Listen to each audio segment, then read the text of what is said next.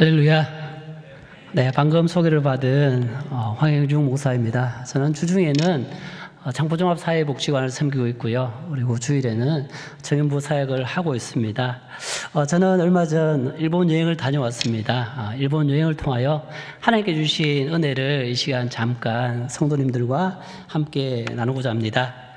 설레임으로 시작한 일본 바이크 여행, 계획한 대로 결과가 나왔으면 더 큰 은혜가 있었을 것 같습니다.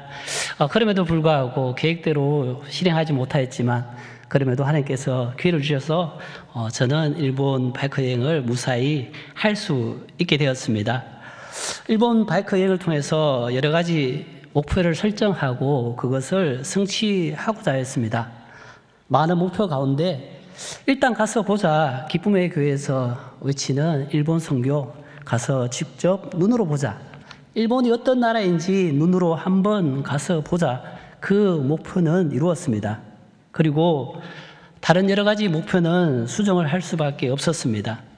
일본을 일주하겠다는 목표, 중간중간에 현지 교회를 찾아서 그 현지 교회의 분위기가 어떠한지, 그분들에게 예수 그리스도는 어떤 의미인지, 방문하는 지역의 사회복지는 어떻게 이루어지고 있는지 등등 나름대로 여러 가지 계획을 세우고 출발한 일본 땅이었습니다.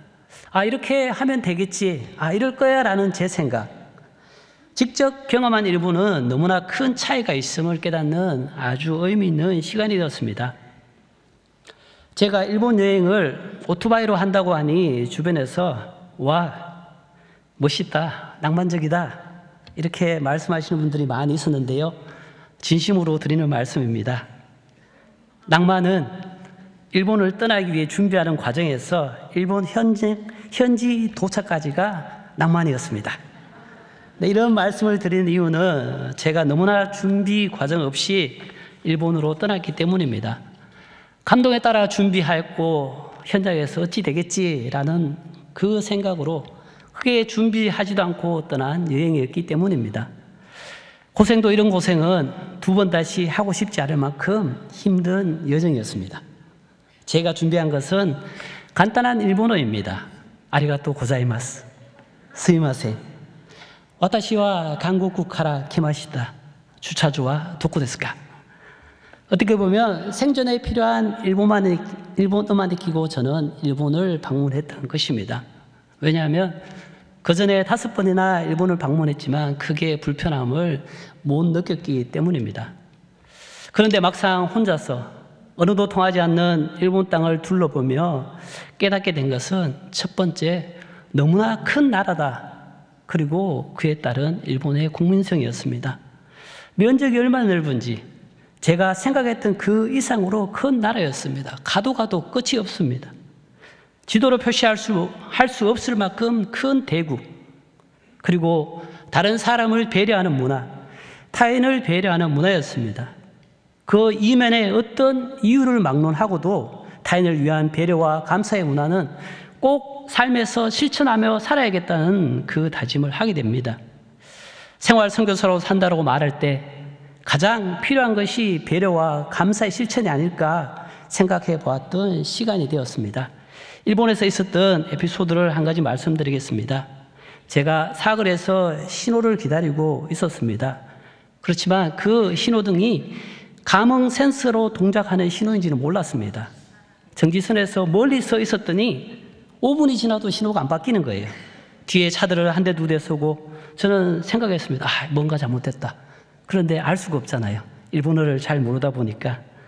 제 뒤에 있던 어떤 차량에도 빵빵 하고 이렇게 경적을 울리는 차들을 볼 수가 없었습니다. 그렇게 기다리던 중 지나가던 행인의 손신호, 이렇게 하늘을 가리키는 그 손신호를 보고 정지선 가까이 갔을 때 감응 신호가 인식되어 신호가 바뀌게 되었습니다. 한국이었으면 어떻게 되었을까 생각해 봤습니다. 일본 현지에서 겪은 한국과 너무나 다른 게 많지만 가장 크게 다가오는 것은 배려하는 문화였습니다. 또 하나 이야기하고 싶은 것은 도토리현에 있는 도토리 사구 모래미술관을 방문한 이야기입니다. 일본에서 가장 인구가 적은 현이지만 일본 최대의 모래언덕 토토리 사구가 유명한 곳입니다. 그 지역에 보이는 것은 모래와 풍차밖에 없습니다. 아무리 둘러보려 해도 풍차와 모래밖에 없었습니다. 그런데 발상의 전환이죠. 보이는 것은 모래밖에 없었는데 그 모래를 이용하여 관광 상품을 만들어내는 창의성을 보고 깜짝 놀라지 않을 수가 없었습니다. 아무데도 쓸데없을 것 같은 그 모래를 이용하여 벌써 16회째 모래 전시를 진행하고 있었으며 그것으로 인해 많은 관광객이 그곳을 방문하게 되고 그 지역의 활력소 역할을 하고 있었던 것입니다. 기쁨의 교회에서도 남은 자 공동체를 위하여 다양한 도전을 많이 하고 있습니다. 저 또한 제가 속한 청년부 사역과 복지관 사역에서 발상의 전환이 필요함을 다시 한번 깨닫는 시간이 되었습니다. 일본을 일주하지 못한 아쉬움은 있습니다. 그러나 다음 기회가 있으니 하나님께 감사를 올려드립니다. 이번 여행을 통하여 준비 과정이 얼마나 중요한지 깨닫게 되었습니다. 일본 선교를 준비하는 과정도 이와 같다고 생각합니다. 성령의 감동에 따라 우리는 주님이 가라 하면 가야 합니다. 그러나 그것을 이루기 위한 철저한 준비 과정도 반드시 필요합니다.